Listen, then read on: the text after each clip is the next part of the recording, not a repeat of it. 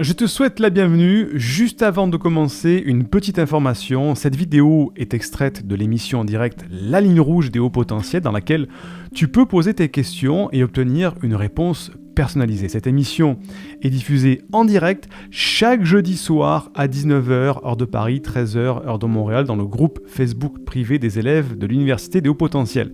Si tu ne fais pas encore partie de ce groupe d'entraide et de bienveillance, tu peux y accéder en devenant élève de l'université. Pour cela, il te suffit juste de télécharger une première formation offerte dans le cadre de cette campagne de sensibilisation au haut potentiel. Le lien se trouve en description de cette vidéo ou en description du podcast. C'est tout simple, tu m'indiques à quelle adresse je dois t'envoyer la formation et tu la reçois tout de suite.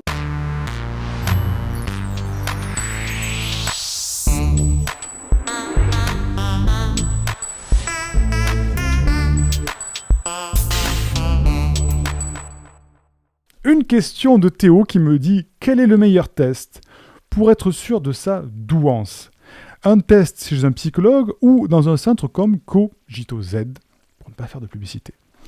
Tout dépend où on se place par rapport à la définition de l'intelligence.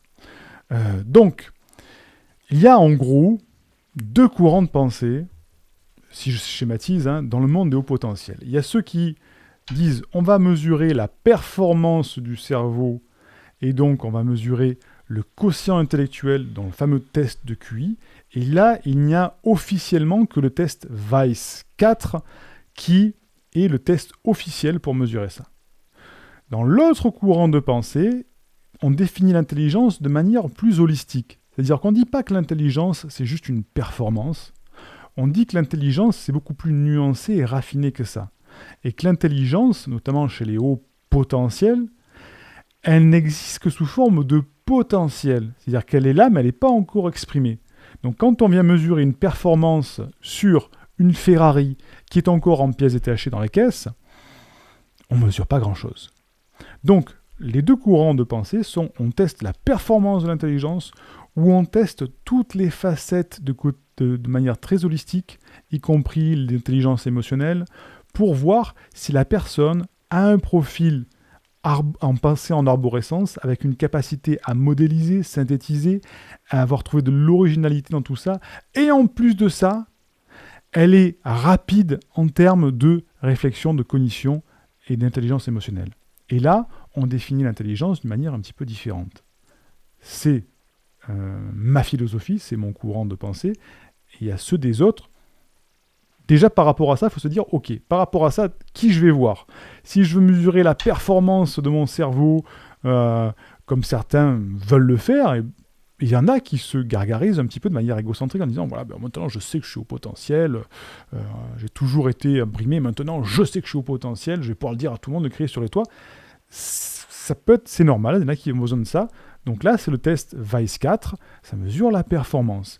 Si c'est pour un enfant, un adolescent, c'est aussi ce test-là qui va permettre de demander un aménagement scolaire parce que c'est le seul test qui est officiel pour le présenter à un directeur d'école, un directeur d'académie, etc. Tout ça. Bien qu'il n'ait pas de valeur, il n'y a pas de texte légal par rapport au Weiss 4, mais c'est sous-entendu que le Weiss 4 est officiel. Si on veut aller un petit peu plus loin et avoir un avis plus global sur son intelligence, il vaut mieux passer une détection de la douance plus holistique. Parce que le test Weiss 4, malheureusement, et là je vais essayer de peser mes mots par rapport à la vérité, beaucoup de hauts potentiels le ratent, on va dire entre guillemets.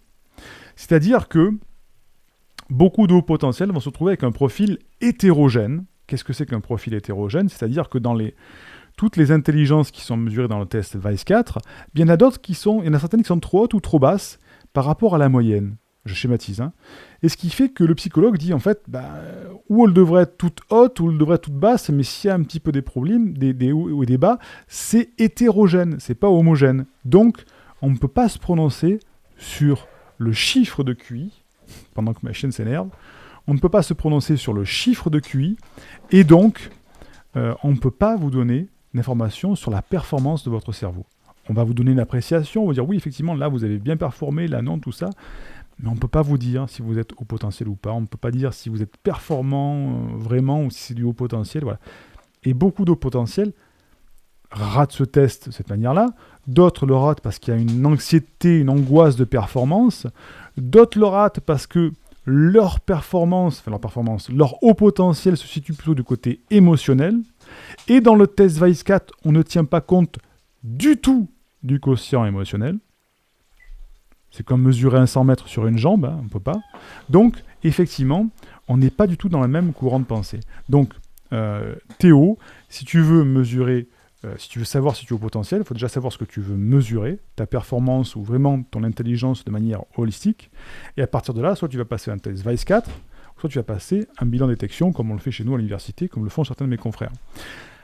Les deux sont très bons. Je ne dis surtout pas que le test Vice4 n'est pas un bon test. C'est un excellent outil de diagnostic. Très intéressant. Mais pas le plus pertinent pour les hauts potentiels. C'est un indice chez le haut potentiel, mais c'est pas ça qui va définir vraiment une intelligence telle qu'on l'a définie en tant que haut potentiel. En tout cas, j'espère que je t'ai répondu, Théo. Indique-moi en description à quelle adresse t'as envoyé la formation offerte qui s'intitule « Canalise tes pensées envahissantes et profite de l'instant présent ». Et surtout, partage cette vidéo à une personne de ton entourage que ça pourrait aider. Et n'oublie pas, comme le disait Einstein, la folie c'est de faire toujours la même chose et de s'attendre à un résultat différent. Si tu veux t'épanouir avec ta douance, c'est le moment d'utiliser le bon mode d'emploi, celui qui fonctionne avec toi, et de changer pour faire de cette terre un monde meilleur.